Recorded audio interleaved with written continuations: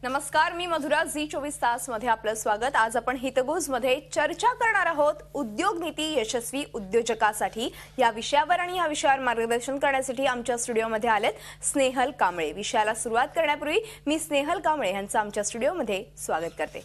नमस्कार सर. नमस्कार.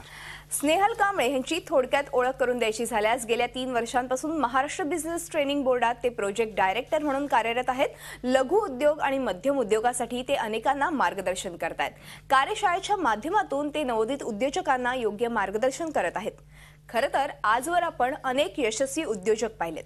मात्र हे उद्योजक यशस्वी होण्यामागचं नेमकं गमक काय आहे आणि यशस्वी उद्योजक होण्यासाठी काय काय केलं पाहिजे याबद्दलच स्नेहल कांबळे आज मार्गदर्शन करणार आहेत. तेव्हा त्यांच्याकडूनच आपण उद्योजकांच्या यशाची गुरुकिल्ली काय आहे हे जाणून घेऊया. अर्थातच आजचा विषय पण महत्त्वाचा आहे आणि खरा वेगळा आहे. उद्योजक आणि उद्योजकांसाठी जे काही तुम्ही प्रोग्राम्स करता आहेत त्याच्यावरती आहे. मात्र सगळ्यात अगोदर मला माझा प्रश्न असा आहे की यशस्वी उद्योजक नेमकं कसं होऊ शकतो आणि त्याच्यासाठी काय काय केलं पाहिजे? मधुरा, कसं आहे की जर आपण बघितलं तर साधारणपणे हजारो बिझनेसमॅन किंवा हजारो उद्योजक दरवर्षी बिझनेस सुरू करतात, पण काहींची वाढ होत नाही, काहींची वाढ अतिशय मंदगतीने होते. इनफॅक्ट काही बिझनेसेस हे खूप चांगल्या सुरुवातीनंतर सुद्धा कोसळतात.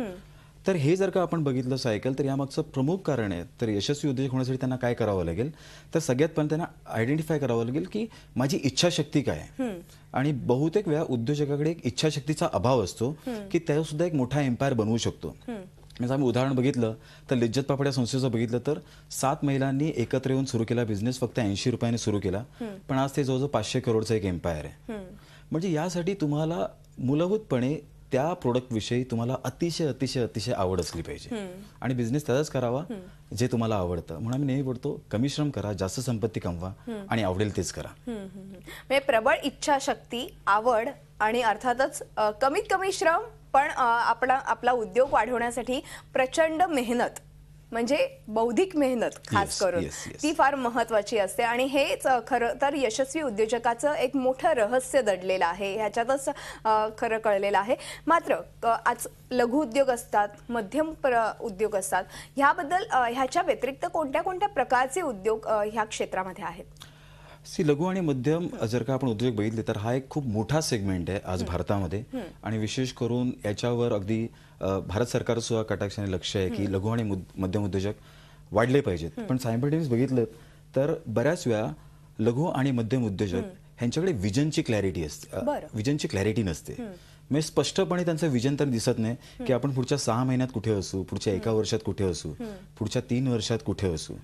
याविषयी त्यांच्या क्लॅरिटीचा जो अभाव असतो, स्पष्टता नसते. आणि याचं मुख्य कारण आहे की उद्योजक दिवस रात्र आपल्या कामात बिझी असतो आणि तो बिझी असल्यामुळे तो फोकस करू शकत नाही की मला एक्सपेन्शन आणि ग्रोथसाठी मला काय केलं पाहिजे.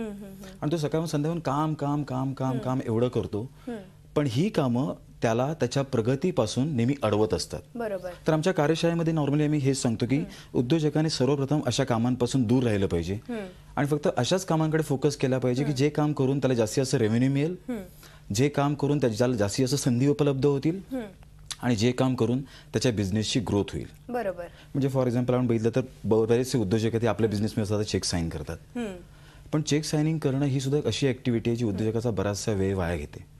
जस्ट इमॅजिन आज आपण बघितलं की मुकेश अंबानी यांच्याकडे 85,000 एम्प्लॉईज आणि त्यांनी ठरवलं की या सगळ्यांचे चेक मीच साईन करणार सॅलरीचे, त्यांचा बराचसा वेळ याच्यात वाया जाईल. तर आम्ही ही जाणीव करून देतो की तुम्ही एक्झॅक्टली कुठे फोकस केलं पाहिजे आणि कुठल्या गोष्टीतून स्वतःचे हात काढून घेतले पाहिजे, कारण की आपण सगळीच कामं करू शकत नाही. नक्कीच. आणि त्यासाठी आपल्याला अर्थातच इतरांची मदत ही फार आवश्यक आहे. आणि ह्या मदत तर आवश्यक आहे, तेव्हा आपण आपला PR-शिप जी आहे ती वाढवली पाहिजे अर्थातच. मात्र आता तुम्ही म्हणालात की विजन क्लिअर असणं फार महत्त्वाचं आहे आणि आजकाल काही लोकांमध्ये तो अभाव दिसतो आणि त्यामुळे बिझनेस जो असतो तो कुठेतरी एका स्टेजला थांबून जातो. बरोबर. मात्र ह्या व्यवसाय वृद्धीसाठी नेमकं काय केलं पाहिजे आणि तुम्ही तुमच्या कार्यशाळेच्या माध्यमातून नेमकं काय सुचवाल? ऑलराईट, सगळ्यात पहिल्यांदा उद्योजकाला हे कळलं पाहिजे की मी एक व्यक्ती आणि माझा बिझनेस ह्या दोन्ही वेगळ्या गोष्टी आहेत. बरोबर आहे. बऱ्याच वेळा उद्योजक बिझनेस आणि व्यक्तीला एकच संबोधतो आणि त्यामुळे काय होतं की बऱ्याच वेळा विजन काय असतं की मी, माझा घर, माझा बंगला, माझी गाडी, माझ्या मुलांचं शिक्षण यात तो अडकून जातो. बरोबर आहे. पण त्याचं हे लक्ष नसतं की एक कंपनी आहे आणि मी वेगळ्या आहे, माझ्या काही आवडीनिवडी आहेत, पण कंपनीवर माझ्या आवडीनिवडी फोर्स केल्या नाही पाहिजेत, कारण कंपनीला ग्रोथसाठी काहीतरी वेगळ्या गोष्टींची गरज आहे. मी समजा मला लोन घ्यायला आवडत नाही, पण कंपनी मार्केटमध्ये आहे आणि कंपनीला लोन घ्यावं लागेल. मला छोटे मोठेच प्रोडक्ट मी डील करायचे आहे, पण कंपनी मार्केटमध्ये आहे ना, कंपनीला मोठ्या प्रोडक्ट्स मी डील करावं लागेल. मला रिसर्च आणि डेव्हलपमेंटमध्ये मला इंटरेस्ट नाही, पण कंपनीला करावं लागेल कारण कंपनी मार्केटमध्ये उभी आहे. तर अशा कित्येक गोष्टीकडे तो दुर्लक्ष करतो. बऱ्याच वेळा बोलतो की आता माझं वय झालं, मला काही करायचं नाहीये. पण जर तुझं वय झालं, तू जर का सक्षम आहेस, तर तू अशा एका माणसाला आणि त्याच्याकडे कंपनी सोपवून दे आणि त्याला बोलू ही कंपनी वाढव. बरोबर. म्हणजे त्याला इंडिव्हिज्युअल म्हणजे तो व्यक्ती आणि कंपनीला पहिल्यांदा त्याला वेगळं करावं लागेल. नक्कीच. म्हणजे थोडक्यात जसजशा डेव्हलपमेंट होत असतात त्याचप्रमाणे जर उद्योजक जर त्या डेव्हलपमेंट ऍक्सेप्ट करत गेला, आपण घेत गेला, तर नक्कीच तो एक यशस्वी उद्योजक होऊ शकतो. आणि हे फार महत्वाचं आहे की ठीक आहे, माझं वैयक्तिक आयुष्य ह्या स्टेजपर्यंत ठीक आहे, मात्र मला माझी कंपनी किंवा माझा उद्योग किंवा व्यवसाय वाढवायचा आहे, त्यासाठी कुठेतरी एक विजन ठेवलं पाहिजे. मला इथपर्यंत पोहोचायचंय. आणि हे विजन ठेवण्यासाठी तुम्ही काय मार्गदर्शन कराल? कारण की बऱ्याचदा असं होतं की एखाद वेळेस माणूस कंटाळतो किंवा कुठेतरी असं वाटतं एका पॉइंटला की आता मला काहीच करू शकत नाही. म्हणजे तुम्ही मगाशी सांगितलं त्याप्रमाणे एक वय झाल्यावरती किंवा कुठेतरी बिझनेसमध्ये चढ उतार हे असतातच. तर तेव्हा ऑलराईट, अशा वेळेस जो बिझनेसमॅन जो असतो, ज्यावेळेस त्याला वाटतं की एका विशिष्ट लेवलनंतर मी स्वतः ग्रो करू शकत नाहीये आणि त्यावेळेस तो अडकतो. इनफॅक्ट यावेळेस डेलिगेशन हे अतिशय महत्त्वाचा भाग आहे बिझनेसमध्ये. त्याने आपल्या काही जबाबदाऱ्या इतर खास कौशल्य असणाऱ्या माणसांकडे सोपवल्या पाहिजेत, कारण जेवढं जास्त तुम्ही डेलिगेशन कराल तेवढं जास्त तुमचं इन्कम वाढेल. अरे वा. म्हणजे जर आपण समजा बिझनेसमॅनचं बघितलं की आज समजा मी एक बिझनेसमॅन आहे आणि मला काम करण्यासाठी आज माझ्याकडे 8 तास आहेत किंवा जास्तीत जास्त अधिक मेहनत करून मी 12 तास काम करू शकतो. पण ते जर समजा आपण एखादा मोठ्या उद्योजकाकडे बघितलं की ज्याच्याकडे 100 माणसं आज कामाला आहेत, तर तो 8 तास काम नाही करत, तर तो काय करतो 100 गुणिले 8 तास दिवसाला काम करतो. कारण डेलिगेशनने त्याने 100 माणसांचा जो वेळ आहे तो विकत घेतलाय आणि त्यामुळे त्याचं इन्कम वाढत चाललंय. त्या उद्योजकाला हे ठरवलं पाहिजे की मी स्वतः काम न करता मला जास्तीत जास्त काम हे इतरांकडून काढून घेता आलं पाहिजे. आणि खास कौशल्य हे आम्ही आमच्या कार्यशाळेमध्ये डेलिगेशन या विषयावर जास्त बोलतो, कारण की तो उद्योजकतेचा आत्मा आहे. बरोबर. आणि असं हे जे कौशल्य प्राप्त करण्यासाठी कार्यशाळेसारखं एक महत्वाचं माध्यम तुम्ही राबवताय आज खरं तर. मग ह्या कार्यशाळेच्या माध्यमातून तुम्ही कशा पद्धतीने लोकांना उत्तेजन देतात की उद्योग क्षेत्रात या आणि अशा पद्धतीने जर तुम्ही काम केलं तर तुम्ही यशस्वी उद्योजक होऊ शकता? कसं आहे की बरेचसे उद्योजक आहेत हे बिझनेस सुरू करतात कारण त्यांना एखाद्या गोष्टीचं टेक्निकल नॉलेज असतं, एक तांत्रिक ज्ञान असतं, त्यामुळे ते बिझनेसमध्ये येतात. म्हणजे एखादा हार्डवेअर इंजिनियर तो आपला बिझनेस सुरू करतो आणि तो एक कंपनी स्थापन करतो आणि तो हार्डवेअर इंजिनिअरिंगच्या नॉलेजने तो कम्प्युटर संगणकाची असेंब्ली करत असतो. बरोबर. पण कालांतराने काय होतं की या पर्टिक्युलर टेक्निकल क्षेत्रात तो एवढा अडकून जातो की तिकडून त्याची ग्रोथ होत नाही, तिकडून ग्रोथ होत नाही, ती प्रगती होत नाही, कारण तो तेच काम तो रिपीटेडली करत असतो. तर अशा वेळेस आम्ही आमच्या कार्यशाळेच्या माध्यमातून सांगतो की बाबा रे, जर तुला असं काम करायचं असेल तर तू आज एक मॅनेजरचं काम करतोयस, तुला लवकरात लवकर एखादा लीडर किंवा आणून त्याच्याकडून काम करून घेऊन त्याच्या खाली टीम अपॉइंट करून तुला स्वतः उद्योजकतेवर फोकस करावं लागेल. तर कार्यशाळेच्या माध्यमातून सांगतो की एका उद्योजकाचा रोल काय आहे, त्याच्याकडे खास माणसं का असली पाहिजे, त्यांचं काम काय असेल आणि एका मॅनेजरचं काम काय असेल. तर या बाबतीत त्यांना मी समजावून सांगतो आणि त्यानंतर मग ते त्याचा वापर करतात आणि स्वतःला फ्री करून घेतात. बरोबर. आणि हे फार महत्त्वाचं आहे मार्गदर्शन मिळणं एखाद्या तज्ज्ञ व्यक्तीचं, कारण की कुठलंही क्षेत्र असेल तर एखाद्या तज्ज्ञ व्यक्तीचं मार्गदर्शन मिळालं तर ती यशस्वी होणारच होणार, हे म्हणजे विचारायलाच नको. मात्र अजून एक मला असा प्रश्न विचारावा वाटतो की तो म्हणजे ठीक आहे, यशस्वी तर झालाच व्यवसाय करून किंवा एखादा उद्योगात, मात्र जर एखादा व्यक्ती उद्योग सुरू केला, काही वर्ष त्याचा 10 वर्ष व्यवस्थित व्यवसाय चालला, कुठेतरी अशा पॉइंटला तो त्याचा व्यवसाय कोलमडून गेला, म्हणजे पूर्णतः तो तोट्यामध्ये गेला, तर अशा वेळेस काय होतं आणि काय केलं पाहिजे? ऑलराईट. मी मगाशी सांगितल्याप्रमाणे अशी स्टेज बिझनेसमॅनच्या लाईफमध्ये येते की ज्यावेळेस त्याचा बिझनेसमधला जो आपण बोलतो डिक्लाइन स्टेज येतो. मी सुरुवातीला बिझनेस सीड स्टेजला असतो, मग त्याची ग्रोथ होते आणि नंतर बिझनेस मॅच्युरिटी लेवलला येतो आणि नंतर तो डिक्लाइन होतं. तर नॉर्मली त्याने ग्रोथ स्टेजला किंवा मॅच्युरिटी लेवललाच बिझनेस असताना त्याच वेळेस त्याने असे काहीतरी गोष्टी केल्या पाहिजेत जेणेकरून त्याची कंटिन्युअस ग्रोथ होईल. पण हे उद्योजकाला स्वतः करता येत नाही, कारण त्याच्याकडे जे स्किल्स आहेत ते लिमिटेड आहेत. तर त्यावेळेस अशा काही बिझनेस कोचची, काही कन्सल्टंटची, काही ॲडवायझरची त्याला मदत घ्यावी लागेल. बरोबर. हे कसं आहे ना मधुरा, की जर मला पोहायचं असेल आणि जर मला शिक्षण नाही आहे आणि मी जर का उडी मारली तर मी बुडून जाईन. हो. त्यामुळे जर मला खरं निष्णात जर का जलतरणपटू व्हायचं असेल तर मला एक कोच हायर करावा लागेल, तर मी पाण्यात सर्व्हाइव्ह होईन. बिझनेसच्या बाबतीत सुद्धा तेच आहे. आज अनफॉर्च्युनेटली काय आहे की बिझनेसमन, लघु आणि मध्यम उद्योजकांसाठी अशा कुठल्याही प्रकारच्या कार्यशाळा नाही आहेत. त्यामुळे जे काही बिझनेसमन करतो तो स्वतःच्या अपुऱ्या ज्ञानाच्या बराबर तो किंवा स्वतःचं जे काही जोश असतो, तो एक जुनून असतो, त्या आधारेच फक्त बिझनेस सुरू करतो. पण that is not sufficient actually to grow the business. कारण बिझनेस सुरू करणं आणि बिझनेसला वाढवणं ह्या पूर्णपणे वेगळ्या गोष्टी आहेत. सर, मला मगाशी असा अजून एक प्रश्न डोक्यामध्ये आला, तो म्हणजे एखादी कंपनी बऱ्याचदा असं होतं की 4-5 प्रोडक्ट्स लॉन्च करते, हळूहळू, म्हणजे लगेच एकाच वेळी नाही करत. मग अशा वेळेस म्हणजे मल्टिपल बिझनेस थोडक्यात, तर हे कसं होतं आणि हे साध्य करण्यासाठी काय करावं लागतं? ऑलराईट. जर आपण खरोखर जर का उद्योजकाला इंग्लिशमध्ये शब्द आहे आंत्रप्रिन्युअर, जर का आंत्रप्रिन्युअर शब्दाची जर डेफिनेशन बघितली तर त्या डेफिनेशन सांगते a person who manages business or businesses. म्हणजे ह्याच्यातच खरं म्हणजे त्याचा संपूर्ण आहे की बिझनेस म्हणजे एकाच बिझनेस करू नये, त्यांनी मल्टिपल बिझनेस करावे. बरोबर. पण बऱ्याच वेळा आपण काय होतं की बरेच उद्योजक आहेत ते एकाच बिझनेसशी आपलं लग्न लावून टाकल्यामुळे एकच बिझनेस आयुष्यभर करत राहतात.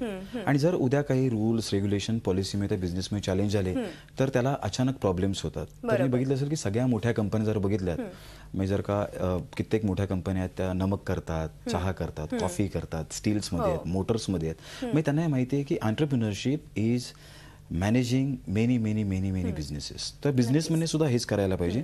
पण त्यांनी काही गोष्टीचं लक्षात ठेवण्यासारख्या काही गोष्टी आहेत की पहिल्यांदा एक बिझनेस करा, तो पूर्णपणे सेट करा, तिकडे लीडर्स आणा, त्यांच्यावर तो बिझनेस सोपवा. त्यानंतर तुम्ही दुसऱ्या बिझनेसमध्ये जा, तिकडे नवीन करा, तिकडे लीडर्स आणा, तो बिझनेस सेट करा आणि पुन्हा बिझनेसकडे जा. बरोबर. और जर काय या बिझनेसमध्ये प्रॉब्लेम असेल so just close down the entire business आणि तुम्ही नव्या बिझनेसकडे जा. बऱ्याच वेळा उद्योजक काय होतं की या बिझनेस मजा नाही म्हणून दुसरा बिझनेस करतो, त्या बिझनेसमध्ये मजा नाही म्हणून दुसरा तिसरा बिझनेस करतो.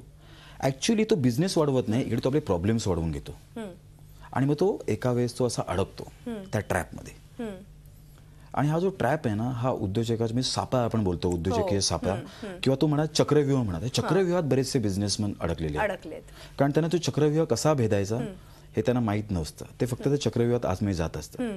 तर चक्रव्यूह भेदण्यासाठी त्यांना लवकरात लवकर बाहेर पडून बिझनेस कसा ऑटो पायलट मोडवर घेऊन जायचा आहे हे शिकावं लागेल. आणि आमच्या कार्यशाळेचा मुख्य भाग, तुम्ही बिझनेस अगदी छोटा करा, जरूर नाही की तो 10 करोडची कंपनी करा, 5 करोडची करा, पण एक असं करा की निदान त्याचा तुमच्या कस्टमर सेटवर आणि तुमच्या एम्प्लॉईजवर जबरदस्त इम्पॅक्ट क्रिएट करता आला पाहिजे. असे बिझनेसेस क्रिएट केले पाहिजे. नक्कीच. तसंच बऱ्याचदा असं होतं की एखाद्या व्यक्तीला उद्योग करायचा असतो, मात्र भांडवल नसतं, कारण की कुठलाही बिझनेस सुरू करताना हातात काहीतरी भांडवल असणं फार महत्वाचं असतं. बरोबर. तर ह्या उद्योगाची काही मर्यादा असते का, म्हणजे भांडवलासाठी? ओके. जसं आपण मगाशी लिज्जत पापडचं उदाहरण गेलं, त्यांनी अगदी 80 रुपयापासून बिझनेस सुरू केला आणि मोठा काळ वेगळा होता आणि आत्ताचा काळ वेगळा आहे, त्यामुळे खूप फरक आहे. तर मग अशा वेळेस काय केलं पाहिजे? जर आपल्याला भांडवल हवं असेल तर त्यासाठी बऱ्याचशा फायनान्शियल इन्स्टिट्यूशन्स आहेत, त्यांचे वेगवेगळे नॉर्म्स आहेत, त्यांच्या वेगळ्या अटी आहेत, तर त्याप्रमाणे ते नक्कीच फंड करतात. म्हणजे मी नुकतंच एक केस ऐकली होती जिकडे एका उद्योजकाला अगदी 100 करोड रुपयांचा फायनान्स मिळाला होता. पण त्यासाठी मी तुम्ही अगदी 25 लाखाचं लोन घ्यायला जा, 1 करोडचं घ्या किंवा 10 करोडचं घ्या, 100 करोडचं घ्या, या सगळ्यासाठी तुमच्याकडे असली पाहिजे बिझनेसची एक अमेझिंग स्टोरी, की त्याने एक इन्व्हेस्टरला, समोरच्या माणसाला एक कॉन्फिडन्स मिळाला पाहिजे की जर काही मी या माणसामध्ये गुंतवणूक केली तर डेफिनेटली हा बिझनेस सुद्धा ग्रो होणार आहे आणि त्यावर माझी सुद्धा वाढ होणार आहे. मग ती बँक असू देत किंवा एखादा प्रायव्हेट इन्व्हेस्टर का असे ना. सो सगळ्यात महत्त्वाचं त्याला पण आपल्या बिझनेसची स्ट्रॅटेजी बनवता आली पाहिजे आणि बिझनेसकडे त्याला हे समोरच्या माणसाला सक्षमपणे सांगता आलं पाहिजे की एका वर्षानंतर बिझनेस कुठे असेल, 3 वर्षानंतर कुठे असेल, अगदी 10 वर्षानंतर माझ्या बिझनेसचं स्वरूप काय असेल आणि याचं टर्नओव्हर किती असेल आणि ह्यातून मी सेव्हिंग्स किती करणार आहे. बरोबर. ह्याची त्याला एक डॉक्युमेंटेड एक बिझनेस प्लॅन असावा लागतो आणि बिझनेस प्लॅन सुद्धा लिहिणारी मार्केटमध्ये खूप प्रोफेशनल माणसं आहेत जे हेल्प करू शकतात. म्हणजे थोडक्यात तुमच्याकडे कन्सेप्ट रेडी असेल आणि प्रॉपर कन्सेप्ट म्हणजे पुढल्या 10-15 वर्षांची जर कन्सेप्ट रेडी असेल तर तुम्हाला भांडवल आरामात उभं मिळू करणं. शकतं आणि मिळू शकतं आणि उभंही केलं जाऊ शकतं. Very true. आणि अर्थातच फायनान्स कंपन्या आज मार्केटमध्ये पण भरपूर आहेत आणि त्या देतातही. मात्र त्याचबरोबर एखाद्या गृहिणीला बिझनेस सुरू करायचा असेल म्हणजे ती अगदी तिला छान केक बनवता येतोय, Very true. मात्र मला केक बनवता येतोय फक्त ते मर्यादेतच राहतं घरापुरतं, पण तिला बाहेर जाऊन विकायचं असेल तर तिने काय केलं पाहिजे? कारण की गृहिणी असल्यामुळे कुठेतरी बाकीची बंधनं तिच्यावरती असतात, तर अशा वेळेस तिने काय करावं? मी माझ्या उद्योजकांना नेहमी एकच गोष्ट सांगतो, जे आमचे क्लायंट्स आहेत त्यांच्यावर मी आज काम करतो आणि 500 क्लायंट्सना मी आता ट्रेन केलेलं आहे आणि लाखो लोकांना संबोधन केलं आहे. मी नेहमी सांगतो की बिझनेसमनला हे सगळ्यात जास्त प्रॉब्लेम्स बिझनेसचे नाही आहेत, तर ते पीपल प्रॉब्लेम्स आहेत, ते माणसांचे प्रॉब्लेम्स आहेत. त्यामुळे एका बिझनेसमॅनला माहीत असलं पाहिजे की मानवी व्यवस्थापन कसं करायचं. आणि दुसरं महत्त्वाचं स्किल आहे जे प्रत्येक बिझनेसमॅनकडे असलं पाहिजे आणि ते म्हणजे सेलिंग स्किल्स, विक्री कौशल्य. मग माझं प्रोडक्ट छोटं का असे ना, पण मला ते प्रभावीपणे विकता आलं पाहिजे. म्हणजे ऍक्च्युली तो बिझनेसमॅन मी असं म्हणेन ना, स्वतःच्या प्रोडक्टच्या नेहमी प्रेमात पडला पाहिजे आणि त्याचं मार्केटिंग करताना, सेलिंग करताना मग तो डोर टू डोर करावा लागेल किंवा बिझनेस टू बिझनेस करावा लागेल. त्यासाठी त्याच्या प्रोडक्टवर अपार श्रद्धा असली पाहिजे आणि should be convinced about the product. मग तुम्ही जर का कित्येक मोठे मोठे बिझनेसेस बघितले तर ती लोक त्यांच्या प्रोडक्टबद्दल एवढं भरभरून बोलत असतात. मग ती मायक्रोसॉफ्टकडे मोठी कंपनी का असे ना, पण आज बिल गेट्सकडे पण अमेझिंग सेलिंग स्किल्स आहेत आणि त्या बहुतेक एका तत्वावरच तो आज मोनोपॉलीचं राज्य जगतोय. म्हणजे थोडक्यात डोअर टू डोअर अगदी सेलिंग करावं लागलं किंवा स्वतःचं मार्केटिंग करावं लागलं तरी कुठेही मागे पुढे बघायचं नाही, तर आपण आपल्या कामामध्ये झोकून द्यायचं आणि प्रचंड बौद्धिक मेहनत वापरून नक्कीच एक यशस्वी उद्योजक होऊ शकतो. आणि खरंच ही एक मोठी गुरुकिल्ली तुम्ही दिलेली आहे आज खरं तर ह्या माध्यमातून. त्याचबरोबर एखाद्या कॉलेजमध्ये शिकणारे व्यक्ती अशा बरीच मुलं आहेत किंवा मुली आहेत की त्यांच्या घरातली परिस्थिती काही फार अशी चांगली नसते, त्यामुळे त्यांना कुठेतरी छोटा मोठा नोकरी करून किंवा छोटा मोठा व्यवसाय करण्याची इच्छा असते. तर अशा कॉलेजमध्ये शिकणाऱ्या तरुण तरुणींना तुम्ही काय मार्गदर्शन कराल? पूर्वी जर का 1990 पूर्वीचा काळ बघितला तर त्या काळी फक्त एक स्मॉल स्केल इंडस्ट्री म्हणून एक इंडस्ट्री होती आणि त्यामुळे तिकडे फक्त बिझनेस सुरू करायचा हेवी प्लांट्स अँड मशिनरीसाठी खूप मोठ्या इन्व्हेस्टमेंट लागायच्या. पण आजकाल असं झालंय की फक्त एक तुमच्याकडे लॅपटॉप असेल, त्या लॅपटॉपला इंटरनेट कनेक्शन असेल, ऑलराईट, आणि जर तुमच्याकडे फोन असेल त्या आधारे सुद्धा तुम्ही बरेचसे सर्व्हिस इंडस्ट्रीमधले कित्येक बिझनेसेस तुम्ही आज हँडल करू शकता. आणि त्यामुळे मला वाटतं मी तरुणांना एकच सांगेन की सर्व्हिस इंडस्ट्रीकडे त्यांनी सिरियसली बघितलं पाहिजे, कारण तिकडे प्रचंड अपॉर्च्युनिटी. इनफॅक्ट IT इंडस्ट्री जेव्हापासून खूप चांगलं यश मिळालं, ती एक मोठी इंडस्ट्री आहे की जिकडे एक म्हणजे ते शिकता शिकता देखील असे बिझनेस करू शकतात. नक्कीच. आणि नक्कीच त्याचा फायदा त्यांना भविष्यात होऊ शकतो, कारण की कुठेतरी ह्याचा अनुभव त्यांच्या गाठीशी असतो ह्या गोष्टींचा. तसंच बऱ्याच आता हे तर झालं म्हणजे उद्योजकांच्या इतर काही गोष्टींबद्दल, कशा पद्धतीने उद्योग वाढवला पाहिजे, स्वतःचा व्यवसाय कसा वाढवला पाहिजे. मात्र काही हक्क आणि अधिकारही उद्योजकांना असतात, तर त्याबद्दल काय सांगाल? ओके, हा एक अतिशय महत्त्वाचा प्रश्न आहे आणि उद्योजकांना आपल्या हक्कांची जाणीवच नसते. ज्यावेळेस एक उद्योजक म्हणजे त्याचा बिझनेस सुरू करतो आणि एका विशिष्ट लेवलला घेऊन जातो, त्यावेळेस सुरुवातीला ज्यावेळेस तो बिझनेस सुरू करतो ना, त्यावेळेस तो प्रचंड उत्साही असतो. म्हणजे त्याच्याकडे एन्थुझियाझम अगदी जबरदस्त असतो. मग तो ऑफिस सुरू करतो, त्याचे फोटो काढतो, फेसबुकवर अपलोड करतो. सो लॉट ऑफ एक्साइटमेंट जेव्हा तो बिझनेस सुरू करतो. मग तो एखादा कस्टमर येतो, मग त्याला तो माल विकतो, मग त्या मालाचे पैसे घेतो, इन्स्टॉलेशन करायला जातो, डिलिव्हरी करायला जातो, पेमेंटचे फॉलोअप करतो, सगळी कामं करतो. मग दुसरा एखादा कस्टमर येतो, तो पण त्याला काहीतरी विकतो, तो उद्योजक त्याला, आणि त्यातून त्याला कधी कधी रिटर्न्सही मिळत नाहीत, तरी तो बोलतो चालेल यार, काहीतरी शिकायला मिळाला, हा कस्टमर आला, काही प्रॉब्लेम नाही. असं करता करता 1 कस्टमर, 2 कस्टमर, 3 कस्टमर, 4 कस्टमर, असे 100 कस्टमर येतात आणि हा फक्त त्याला विकत असतो, मला डिलिव्हरी देत असतो आणि पेमेंट कलेक्ट करत असतो, पेमेंट फॉलोअप करत असतो आणि हळूहळू त्याच्यात तो अडकतो. आणि मग तो 100 कस्टमर आहेत त्यात अडकून पडला आणि तो वाढवत नाही आणि त्या प्रोसेसमध्ये त्याचे बरेचसे हक्क जातात. त्याचा हक्क सगळ्यात महत्त्वाचा आहे की डिस्ट्रेस. उद्योजकाने कधीही कुठलाही ताणतणाव न घेता धंदा केला पाहिजे, बिझनेस केला पाहिजे. उद्योग नीती यशस्वी उद्योजकासाठी या विषयावर आपल्याला मार्गदर्शन करतायत स्नेहल कांबळे. मी पुन्हा एकदा चर्चेकडे वळते. सर, मगाशी तुम्ही हक्क आणि अधिकारांबद्दल बोलत होतात. म्हणजे मगाशी तुम्ही एक मुद्दा सांगितला, तो म्हणजे बिझनेसमनने ताणतणाव ठेवू नये, म्हणजे तो बिझनेस खरंच चांगला होऊ शकतो. ह्याच्या व्यतिरिक्त कुठले अधिकार बिझनेसमनला असतात? ह्याचा दुसरा अधिकार आहे की त्यांनी स्वतःचा वेळ हा ठरवता आला पाहिजे की मी आज कोणाला भेटणार आहे, मी आज कोणाला भेटणार नाहीये. बरोबर. त्यामुळे उद्योजकाचा आजकाल मी बोलतो की जो मोबाईल फोन आहे हा सगळ्यात मोठा दुश्मन आहे, कारण तो याचा बराचसा वेळ त्याचा घेत असतो, अननेसरी कॉल्स असतात. तो त्याने माय टाईम हक्क वापरला पाहिजे. त्याने अमर्याद संपत्ती करण्याचा हक्क आहे. त्याने फोकस करता आलं पाहिजे. त्याने बिझनेसच्या स्ट्रॅटेजी बनवायला पाहिजे. त्याने चांगल्या लोकांना अट्रॅक्ट करायला पाहिजे. त्याचा जास्तीत जास्त वेळ हा चांगलं भविष्य व्हिज्युअलाइज करण्यासाठी वापरला पाहिजे. उज्ज्वल भविष्यासाठी प्रयत्न केले पाहिजे. त्यामुळे लवकरात लवकर त्यांनी अशा ऍक्टिव्हिटी सोडून दिल्या पाहिजे. त्या भरपूर त्याचाच वेळ घेत आहेत. चेक साईन करणं, टीम मीटिंग घेणं, इनव्हॉइस बनवणं. So he should get rid of छोट्या मोठ्या गोष्टींकडे लक्ष न देता आपण काय वेगवेगळ्या मार्केटमध्ये डेव्हलपमेंट्स करू शकतो किंवा मार्केटमध्ये काय आवश्यक आहे, लोकांना काय आवडतं, ह्या गोष्टींचा खरं तर त्याने लाभ उठवला पाहिजे आणि आपला बिझनेस वाढवला पाहिजे. अर्थातच त्याचबरोबर तुमची कार्यशाळा येत्या 6 फेब्रुवारीला होणार आहे, तर त्याबद्दल काय सांगाल? ते कार्यशाळेमध्ये कशा पद्धतीने तुम्ही मार्गदर्शन करता आणि ही कार्यशाळा किती दिवसांची असते? बेसिकली ही कार्यशाळा फक्त 1 दिवसाची आहे. म्हणजे सकाळी 10 ते 2 वाजेपर्यंत कार्यशाळा चालते. आणि या कार्यशाळेत आमच्याकडे अगदी बिझनेस ज्यांना सुरू करायचं आहे अशा व्यक्ती सुद्धा येतात आणि ज्यांचे बिझनेसेस आहेत आणि ज्यांना ते ग्रो करायचे आहेत पण ते ग्रो करू शकत नाहीत स्वतःहून, तर अशा पद्धतीचे उद्योजक सुद्धा येतात. त्यात पहिल्यांदा मी सांगतो की तुमचं विजन बनवा आणि त्या विजनला तुम्ही फोकस करा आणि त्याच्यामुळे तुमचा प्रोग्रेस होणार आहे. So first we ask them to focus on vision. दुसऱ्यांदा तुम्ही डेलिगेशनवर फोकस करा. स्वतः कामं करण्यापेक्षा लोकांकडून कामं करून घेण्यावर भर द्या. कुठली कामं स्वतः करायची, कुठली कामं लोकांकडून घ्यायची हे तुम्हाला कळलं पाहिजे, तर तुमचं इन्कम वाढेल. तिसरा जो आमचा पॉईंट आहे की तुम्ही रिलेशनशिप्स खूप चांगल्या डेव्हलप करा की ज्या रिलेशनशिप्स तुम्हाला भविष्यात बिझनेस ग्रोथसाठी अपॉर्च्युनिटीज क्रिएट करून देतील. त्याचप्रमाणे तुमच्या स्ट्रेंथवर तुम्ही फोकस करा. तुमची ताकद काय, तुमचं बलस्थान काय ह्याच्यावर फोकस करा आणि तुमचे विकनेसेस आहेत ते इतर लोकांना डेलिगेट करा. बरोबर. आणि तुमच्या हॅबिट्स चांगल्या डेव्हलप करा. म्हणजे पर्सनल हॅबिट्स आणि प्रोफेशनल हॅबिट्स ह्या खूप चांगल्या असल्या पाहिजेत. त्या हॅबिट्सवर फोकस करा की जेणेकरून तुमच्या बिझनेसला ऑटोमॅटिक एक ग्रोथ मिळेल. बरोबर आहे. बऱ्याच वेळा आपल्या शाळेत शिकवलं असतं, पालकसभेला जातो आणि लोक बोलतात की तुझ्या मुलाचं गणित कच्चं आहे तर गणितावर लक्ष दे. ते इनफॅक्ट गणित कच्चं आहे तर गणितावर लक्ष न देता तो ज्या क्षेत्रात चांगला आहे त्याच्यावर लक्ष दिलं पाहिजे. तर बिझनेसमॅनने हेच जास्त केलं पाहिजे. नक्कीच. म्हणजे यशस्वी उद्योजक होण्यासाठी एका चांगल्या तज्ञाची तर आवश्यकता आहेच, त्याचबरोबर हे इतर तुम्ही आता जे काही गुणधर्म सांगितले त्यांची देखील आवश्यकता आहे. मात्र एक शेवटचा आणि जाता आता तुम्हाला असा प्रश्न विचारायचा वाटतो की उद्योजक व्हायचं असेल तर तुम्ही काय सल्ला द्याल आमच्या प्रेक्षकांना? ऑलराईट. जसं मागे सांगितलं तसं की आवडेल तेच करा. आणि त्या व्यतिरिक्त मी त्यांना सल्ला की इतर कुठलीही पुस्तकं वाचण्यापेक्षा आजपासून कमीत कमी 10 उद्योजकांची आत्मचरित्र वाचायला सुरुवात करा. त्यातून त्यांना खूप चांगले कॉन्सेप्ट्स मिळतील. म्हणजे मी काही पुस्तकांची सुद्धा त्यांना सजेशन देऊ शकतो. जर ते आमच्या कार्यशाळेत आले तर मी त्यांना पुस्तकं रेफर करायला देऊ शकतो. सो 10 उद्योजकांची आत्मचरित्र वाचा. साधारण कोणते कोणते उद्योजकांची आत्मचरित्र वाचायला पाहिजे? ऑलराईट. आपले किर्लोस्कर आहेत. आजच्या घडीचा नायक आपण गेले स्टीव्ह जॉब्सचं एक आत्मचरित्र खूप छान आहे.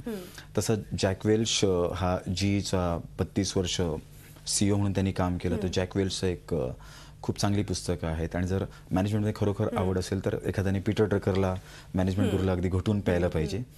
सो अशा पुस्तकांचा त्याने जास्तीत जास्त म्हणजे थोडक्यात ह्याच्यामुळे तुम्हाला प्रेरणा मिळते, हे प्रेरणास्थान आहेत खरं तर. आणि खरंच ही पुस्तकं वाचल्यामुळे तुम्ही उद्योग क्षेत्रामध्ये अतिशय यशस्वी होऊ शकाल. खरंच सर खूप छान तुम्ही मार्गदर्शन केलं, तुम्ही आलात त्याबद्दल तुमचे मनपूर्वक धन्यवाद. थँक्यू. हितगुजमध्ये आज आपण इथेच थांबतो. तुम्ही पाहत राहा झी 24 तास, एक पाऊल पुढे. झी 24 तास, एक पाऊल पुढे.